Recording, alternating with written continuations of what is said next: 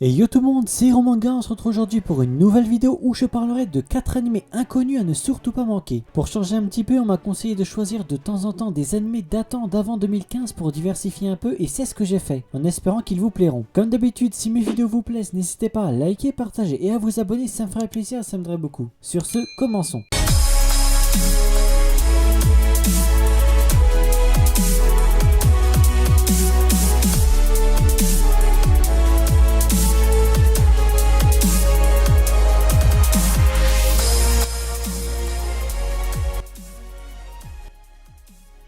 Défrag, on suit Kenji Kazama et sa bande qui sont pris pour des délinquants au sein de l'académie alors qu'ils n'ont rien fait. Ils ne sont tout simplement pas inscrits dans un club et préfèrent parfois sécher les cours. Bien que les élèves se trompent à leur sujet, ils décident de rester comme ils sont et de ne rien dire à leur sujet, au risque de contrarier tous les élèves. Un jour, ils vont faire la rencontre de 4 filles appartenant au club de jeu qui sont tout aussi bizarres les unes que les autres, et chercheront à recruter peu importe la manière Kazama, comme le club risque la fermeture au vu du manque de membres. Après une succession d'événements hilarants pour inciter Kazama à entrer au club, celui-ci acceptera. Un animé que j'ai adoré et que j'ai vu en 2018, ça a été un plaisir de le revoir, surtout que niveau comédie il est très bien placé et par moments on peut vraiment voir des gros fous rires tellement les situations qui se provoquent sont hilarantes. Les personnages sont vraiment loufoques et très spéciales au vu de leur personnalité, par moments l'exagération sur certaines scènes accentue fortement la comédie. L'air de rien, l'animé va s'intéresser à certains personnages qui va les rendre au final encore plus attachants. Bien que la comédie soit souvent présente, il y a une histoire qui va s'introduire où on va voir une certaine rivalité entre le club de jeu et un autre que vous découvrirez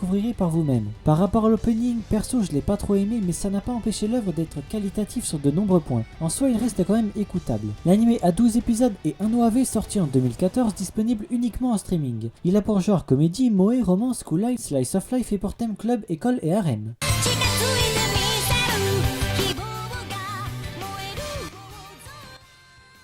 Gargantia on the Verdurous Planet. L'histoire se déroule dans un monde futuriste où les hommes ont définitivement abandonné la Terre, devenue une boule de glace. La civilisation humaine a perduré dans l'espace, conquérant d'autres régions spatiales. Mais au cours de leur conquête, les humains se sont fait un ennemi connu sous le nom de Ideaus. Pour les combattre, les hommes ont formé une alliance galactique. Red est lieutenant dans cette armée alors qu'il n'a que 16 ans, il n'a presque connu que les champs de bataille. Lors d'un combat décisif, les humains sont vaincus et Red se retrouve projeté dans une distorsion spatio-temporelle. À son réveil, 6 mois se sont écoulés. Lui et Chamber, son arme robot, ont été recueillis par l'équipage du Gargantia, un étrange navire parcourant les mers de la planète Terre. À peine repris conscience qu'il se rend compte que leur langue diffère de la sienne et est donc incompréhensible. Il va donc tout faire pour découvrir ce qui lui est arrivé, où est-ce qu'il est désormais, qui est la civilisation qu'il a recueillie et sont-ils des alliés ou des ennemis. Il va très vite en avoir le cœur net. On va donc le suivre dans ce nouvel univers en compagnie de nombreuses personnes qu'il rencontrera. Il va faire des découvertes à propos de cette planète, il va apprendre énormément de choses, apprendra à vivre d'une toute autre manière et commencera à penser différemment. Comme il n'a vécu que la guerre, vivre dans ce nouvel environnement est pour lui quelque chose de nouveau, mais les nombreuses rencontres qu'il fera le changera petit à petit. C'est vrai qu'il y a des mechas mais très peu et surtout ce n'est pas le thème principal. Ne renoncez pas à le regarder pour cette raison. Perso j'ai adoré l'anime alors que je ne suis pas fan de mechas, c'est pour vous dire.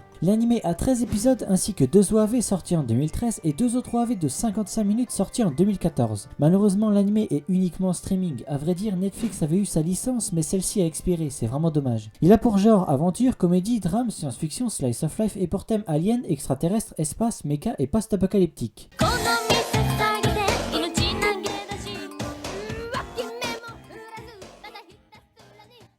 Excel Saga. De tous ceux dont je parlerai, celui-ci est le plus vieux donc à mon avis très peu de personnes le connaissent et il est incroyable. On suit Excel, une fille hystérique qui vient juste d'être diplômée de son lycée et qui avait décidé de travailler chez Across. Malheureusement à sa sortie de l'établissement, elle se fait écraser par un camion. Mais un personnage sans corps va lui dire de s'accrocher parce qu'elle est le personnage principal. Et un personnage principal ne peut pas mourir au premier épisode car elle doit penser au scénario. Comme vous l'avez compris, c'est un animé qui est vraiment hilarant. Elle se réveillera chez une personne du nom de Il Palazzo, le chef de l'organisation Across. Son but à lui est de conquérir le monde à l'aide d'Excel et d'une autre personne venue de Mars. Elles vont accomplir différentes missions complètement débiles mais juste hilarantes, comme tuer tous les mangaka parce que Il Palazzo dit que les mangas sont des immondices par exemple. Pour une raison inconnue, Excel meurt de nombreuses fois par épisode mais est d'une manière ou d'une autre immortel parce que c'est le scénario et c'est ça qui est juste à mourir de rire. On a des situations qui n'ont aucun sens, des morts complètement débiles, l'apparition de flashbacks que tous les personnages voient et pas uniquement nous, ça s'arrête jamais fait, c'est juste génial. On a des références à Star Wars, Dragon Ball Z, Rocky et un tas d'autres, et malgré tout ça, dites-vous que l'anime est pas connu, c'est un truc de dingue ça quand même. Un opening et un ending des plus originales, perso c'est bien la première fois que je vois des tels openings et endings qui en plus sont marrants. Je tiens aussi à dire que l'anime a une VF et il faut voir en VF parce que c'est beaucoup plus drôle, comme GTO en gros, c'est plus marrant en VF. Mais ça vous le comprendrez très vite, surtout qu'un des personnages a la voix d'Onizuka, et franchement ça a été une très grande surprise de l'entendre. Et il y a aussi la voix VF de Spike, le personnage principal de Cowboy Bebop. Donc en plus de ça, il y a des voix VF connues dans l'anime. Ce serait génial aussi si des gens pourraient me donner des retours concernant cet anime, savoir ce que vous en avez pensé, parce que personnellement j'ai adoré et je voudrais savoir vos avis, savoir si je ne suis pas le seul qui ait kiffé. L'anime a 26 épisodes sortis en 1999, disponible uniquement en streaming, mais bonne nouvelle que ce soit la VF ou la voix FR, tout est disponible sur YouTube. Raison de plus pour aller le regarder. Il a pour genre aventure, comédie, science-fiction, shonen et pour thème parodie. Le manga a 27 tomes en VO et uniquement 8 en VF. Il paraît que c'est la maison d'édition qui a fermé et non le succès qui n'a pas été au rendez-vous. C'est vraiment dommage, foncez le voir, il est juste incroyable.